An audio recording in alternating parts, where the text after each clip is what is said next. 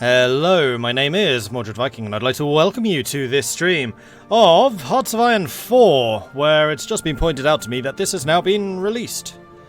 Let me just see that's actually true, because then I can start talking about this.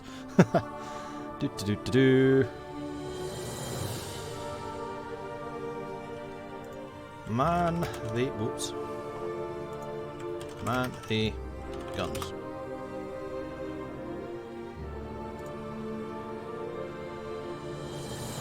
Yeah, it's now available. So, yes, I would recommend this. I think it's really good. I like it. I like it a lot. I was ambivalent about Together for Victory. I was ambivalent about Waking the Tiger. I outright hated Death of Dishonor, and I just said, don't buy it. It's a terrible purchase. This one, I would say, buy it. It's good. I like the naval overhaul. I like the way that they've changed the way that naval battles and things like that actually work. I really like the ship designer and the addition of new technologies to support the ship designer, and I hope that's a direction that they continue with in the future and basically make everything more customizable in such a way. I like the government in Exile. I think it could do with a little bit more polishing, but it's definitely treading the right path. And generally, I think that this expansion's added a lot of features which add a lot to the game, and I'm really excited to see what mods and things do with it. So I definitely see Hearts of Iron 4 Vanilla as like the platform that other mods are built on. Like, still Vanilla is a little bit but they've kind of taken to heart that the mods around this game are so popular, so they're building the platform for mods. And that's a legit business strategy, and yeah, I like it. I would definitely recommend it. Is it just me, or should Belgium have got a tree instead of Mexico? Mexico getting a tree was weird. There are a lot of countries that could have done with one more. Nationalist Spain, Republican Spain, Belgium, I'm sure there are others. Just looking around to see who hasn't got one yet. Norway, Finland. Yeah, quite a few. Brazil. Mexico is a weird choice. But the Netherlands tree is really good. I like it. And some of the things that they're doing with the Dutch tree, and also, again, with the governments in exile functionality, I think that this is a really good, like, movement onto the next thing. Decided to play 40-1 on your own. How'd that go? Anyway, hello everyone. Hello, hello, hello. League of Average Gaming, Tanner, Bandit, Rovigut, Bucken, Dark Engineer, Weedo. Hello, how are you all doing? The new naval system looks incredibly complicated, honestly. I can see why it would look complicated, but it really isn't. It's just more decisions to make. And I am a big proponent of decision making. I can't even access the ship designer right now. I have no ports. But I like it. I mean, it's basically, do you want to have AA? Do you want to have big guns? How much armor do you want to strap on? And do you want to refit stuff?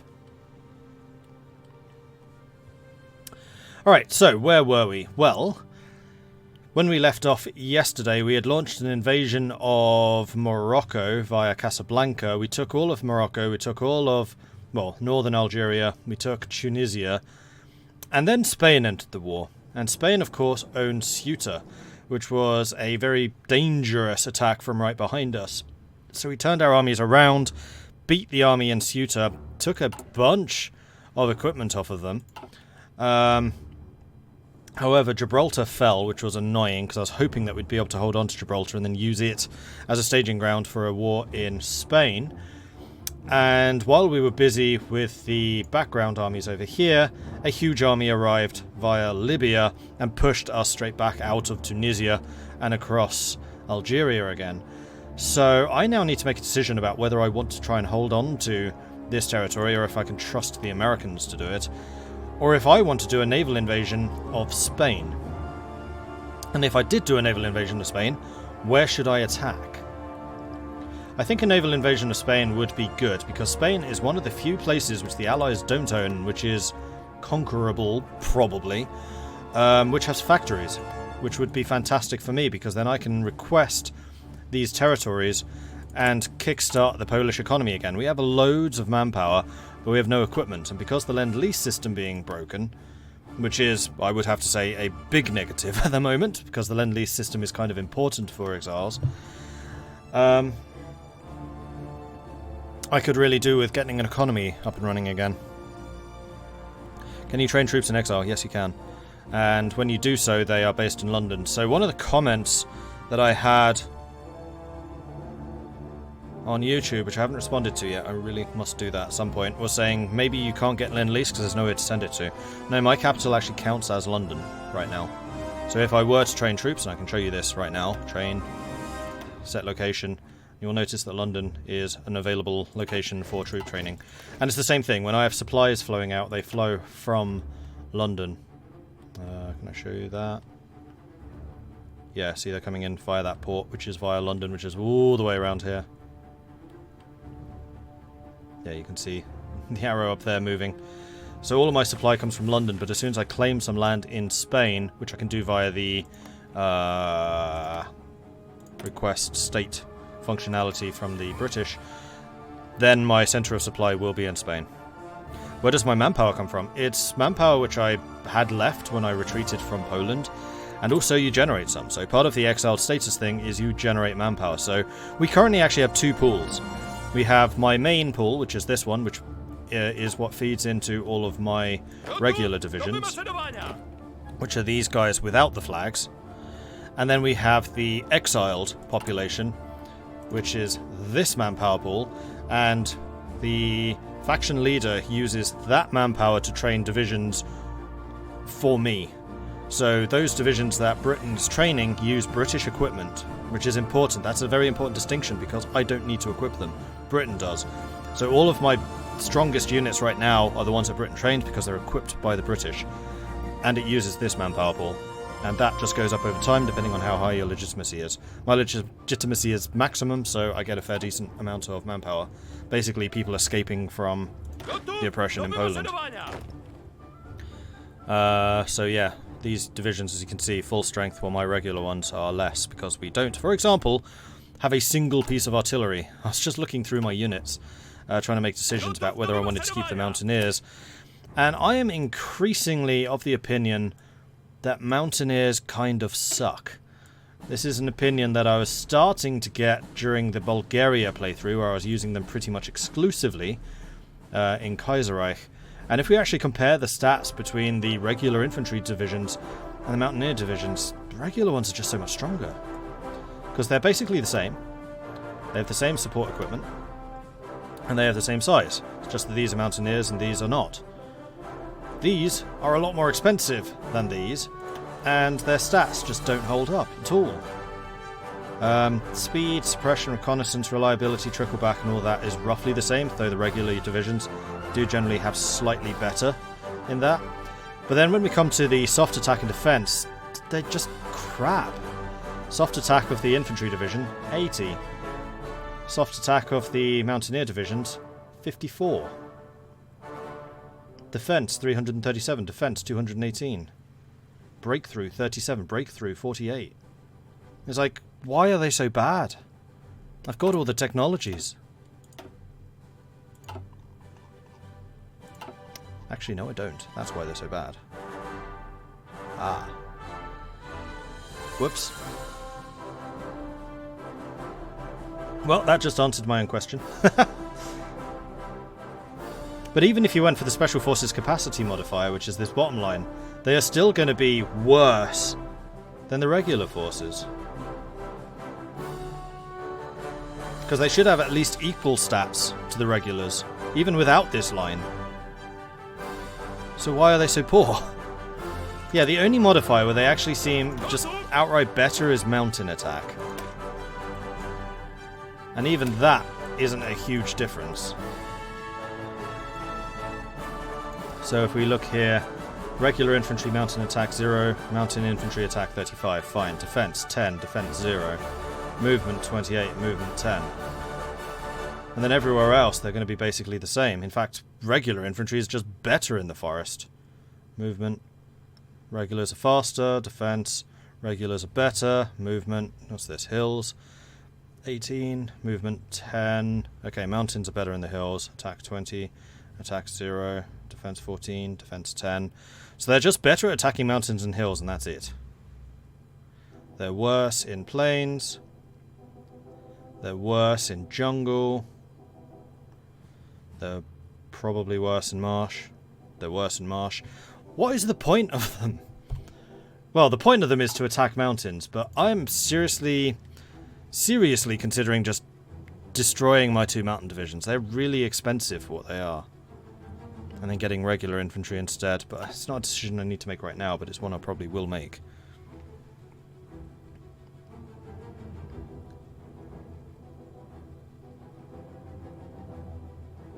I do find that mountaineers should be like the elite soldiers. They are, after all, basically the SAS or the SBS. Well, actually, in this instance, paratroopers would be the SAS. Well, there are no paratroopers. Mountaineers would be your paratroopers.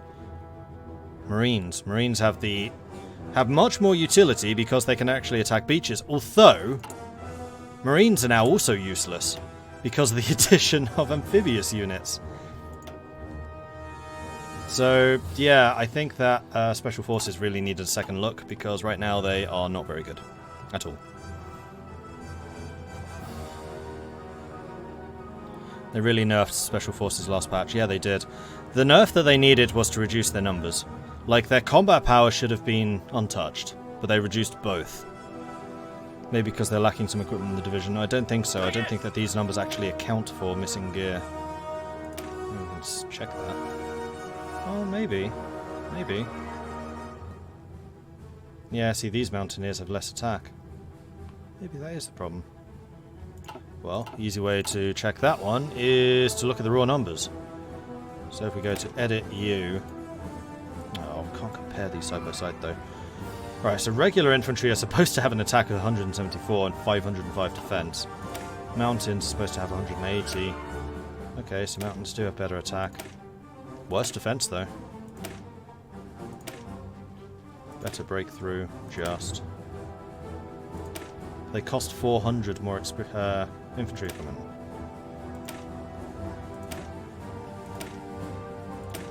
And they have less hit points. 207 to 250 to 7. More organisation. They have a higher recovery rate. What would that mean? How much extra organisation can be recovered when not in combat? Maybe it is just a gear discrepancy, because again, my infantry... Well, actually, no, I wasn't comparing my British soldiers, I was comparing mine, which are going to have old gear and captured gear. Yeah, they're kind of ragtag. Definitely kind of ragtag. Anyway, enough talking about this stuff. Let's plan our invasion. So I'm currently sitting in...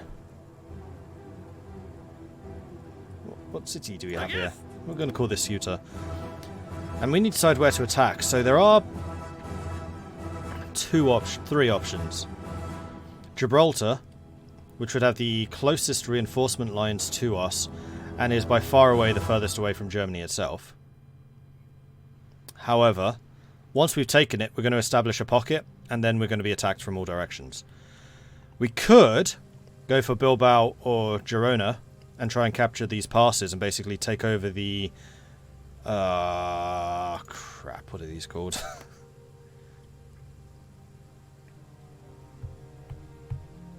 Geography fail. I know they're not the Pennines, and I have the Pennines in mind for some reason. That's the mountains between Lancashire and Yorkshire. These mountains, the Spanish mountains, which would effectively be a pretty good block to German counterattack. However, we would then be attacked from behind. Pyrenees. I knew it began with a P. Thank you, Pyrenees. Which would allow us to effectively block German attack, and then we would need to rely on our allies to take the rest of the country. Or we could, well, that's Girona, or we can attack in Bilbao, which has the advantage of easier supply, but then we would likely need to launch the attack from Britain, which is just further away. I think I probably want to go for Bilbao. Although the other problem is, I have steadily been running out of convoys. I'm not going to be able to launch all of these guys at once. Which is why Gibraltar is the better option. Because I can get my troops, like, straight in. EU4 taught me that, thanks Paradox. I mean, that's one I should have known. That was just a momentary mind screw-up. Oh, and we also need to deal with the Spanish fleet. That's 16 submarines. Alright, I'm going to wait a bit. We're going to continue fighting these guys. We will be countering against Spain at some point, but I want to make sure that the Royal Navy has more of a chance to kill the Spanish Navy. before we ourselves get too heavily involved. We shall call it the Gandalf Mountains, for you shall not pass!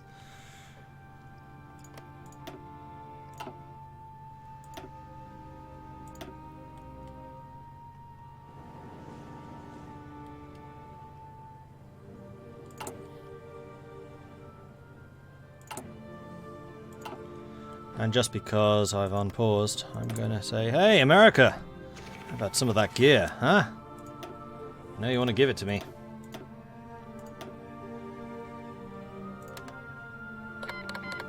$12,000 M1 grands.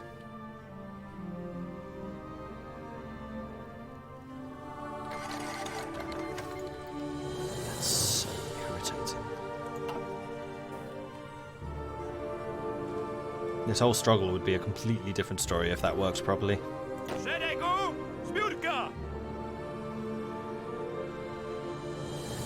Right, while my troops are getting into position, let's pour ourselves some tea supplies.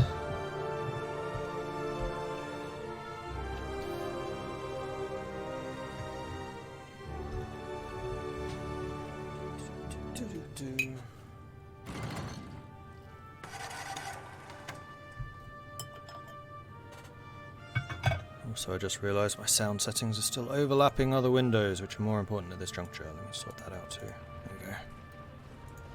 Now I can actually see how many of you lovely people are actually watching. Also, Nexine Kid, thank you very much. Oh, the Nexine Kid, thank you very much for the follow. Welcome to the channel.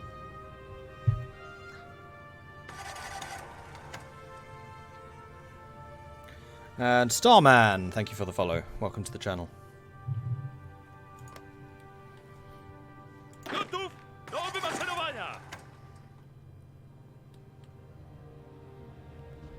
And again, we can't see their numbers. That's irritating. And I can't do anything else with encryption. We've maxed it.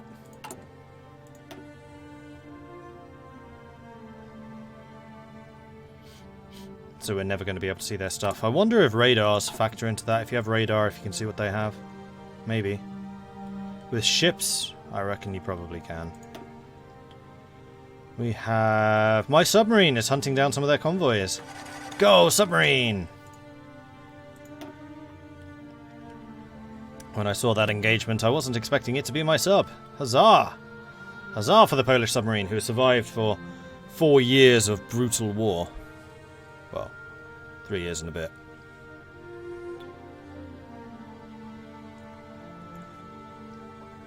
So is the Lend-Lease thing a known bug?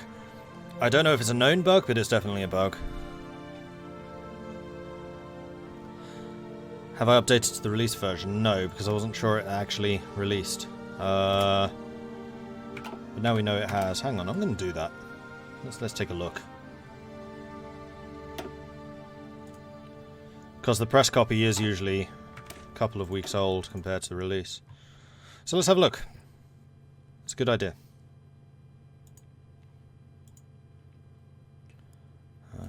Hot fine, properties, beaters, opt out, play. There was no update. Alright, let me just give that a second, because I can't really believe that there was no update.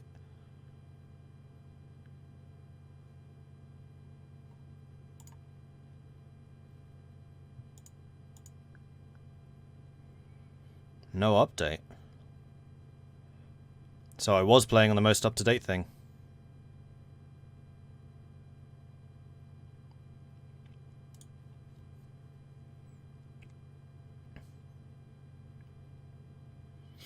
Paradox stated this is the release version.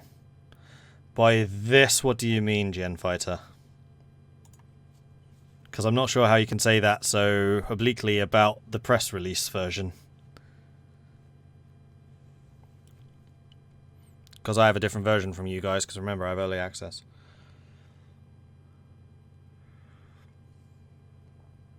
They told us in the stream an hour ago the influencer's got the release version, the patch version comes in 1 week. Oh, okay. Fair enough. I take back what I said.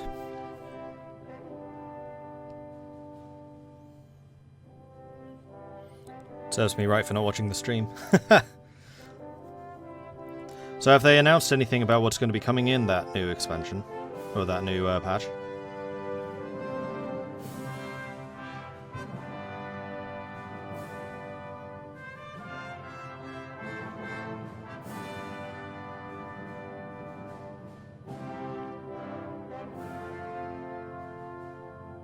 Probably bug fixes. Well, that's one I really hope they catch. I might actually try and do a list of them later. Let me just actually make a list of them. So we have the Lend-Lease issue. Immediate cancel. Likely because they send full stockpile.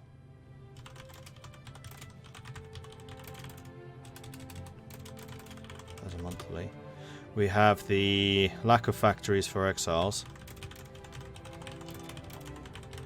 That would easily be fixed by temporarily factories given by decisions.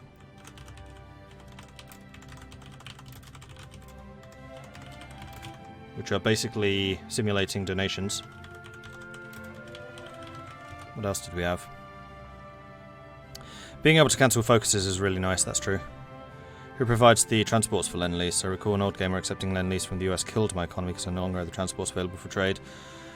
The transports for Lend-Lease are the person receiving the lease. But even then, yes, it's going to kill, well, that's kind of an old problem. It would be nice if you could actually determine where exactly your transports go, so you can say, use only 50% of my maximum transports for Lend-Lease, but that's something, that's a different issue, I think. Frontline issues, I mean, frontline issues are always an issue. Oh, there was another issue. AI still gets manpower. Changes manpower laws too quickly.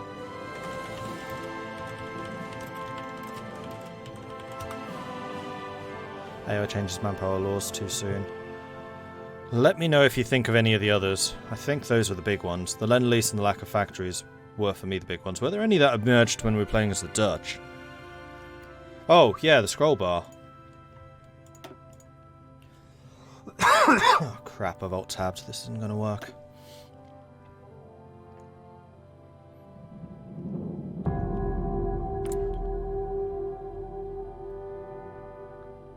Where was the scroll bar? It was in the logistics screen, wasn't it? Oh, it did work. Good. Stockpile. It wasn't here. Where was that scroll bar? It was like a really obscure one, which is why I'm not at all surprised that they missed it. Actually looked a bit like it was from an older UI version.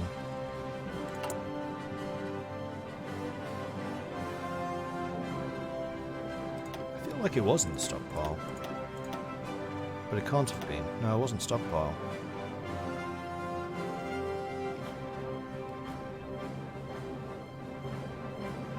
Navy killed.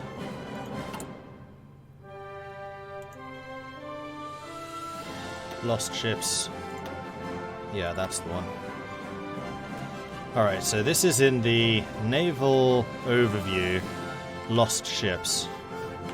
Naval overview. Lost ships. Scroll bar. Not working. Wow, I came up with about 3 different spellings of scroll right there. Hence my prolonged scroll. Okay, I think those are all the ones we found so far. Cool. Onwards!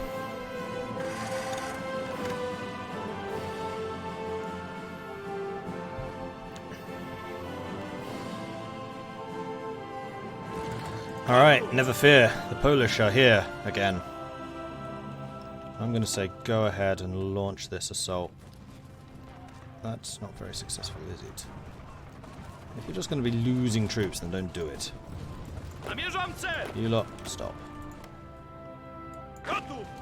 Move here.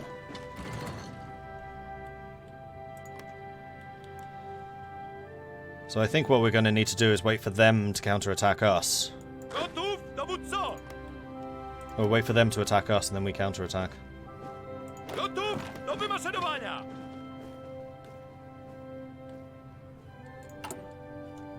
And yeah, I think I probably will get rid of the Mountaineers. Equipment-intensive units I cannot afford right now. Air doctrine. Aviation theory is just as important as technology. New stratagems for our pilots are still waiting to be discovered. Hey, Katie. Get some reinforcements in here, please.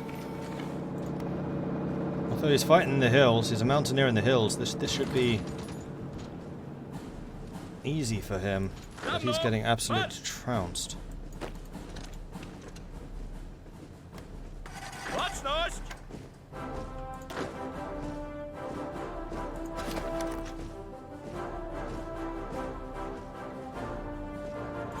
I'm just going to outright disband those two. 2,000 equipment immediately available.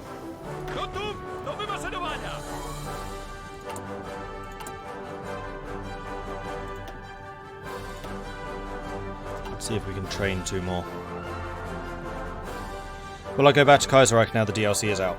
No, because Kaiserreich needs to update first. Once Kaiserreich is updated, then yes.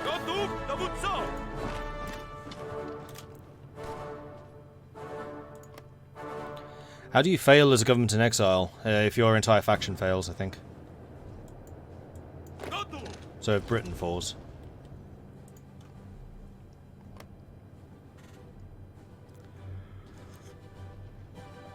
But you are definitely limited in power as an exile.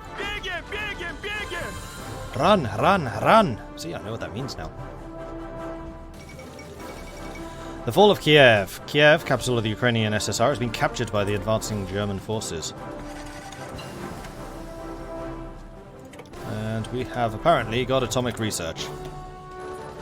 And it is 43. Do I want nuclear reactors? There's no point me having nuclear reactors, there really isn't. As funny as that would be. Let's get the history construction skill.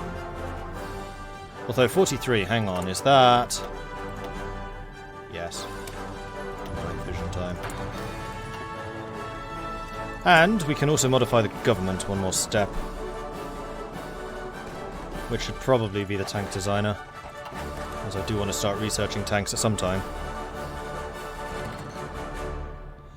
Isn't the problem frontline still a thing if you're making a list of issues? Yeah, I've already added that one. So out of the France game, you get a decision to form the EU and get cores on all of Germany, Italy and the Benelux. You get one of those decisions as the Netherlands too. Ooh, cut off. Nice. The Wilhelmina path allows you to do that.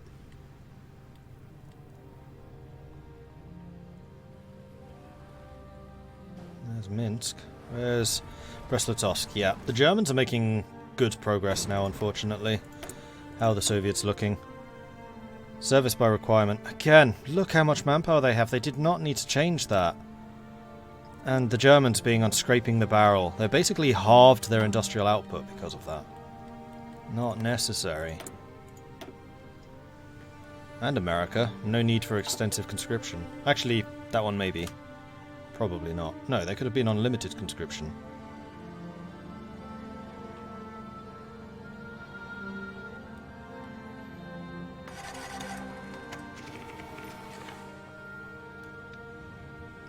Yeah, so there are 2 ways of getting troops as an exile. Well, 3 ways. One is by event. So when we were exiled, we got an event saying a certain number of troops have escaped from Poland and have arrived in London ready for duty. That was one way. Another way is you have a second exiled manpower pool, which Britain, or the faction leader, can use to train new troops, and then those troops are then given to you, equipped by the host nation. That's an important distinction. They're equipped by the British, but they are Polish troops and Polish manpower, and used by the Poles. And then finally, you can train your own troops, and you're able to have them appear in London if you have equipment, like if you escaped with some guns, like I did. Oh, and then the other way is just escape with some troops, which I also did. Like a third of my army managed to make it away. Oh, sod. We're being annihilated here.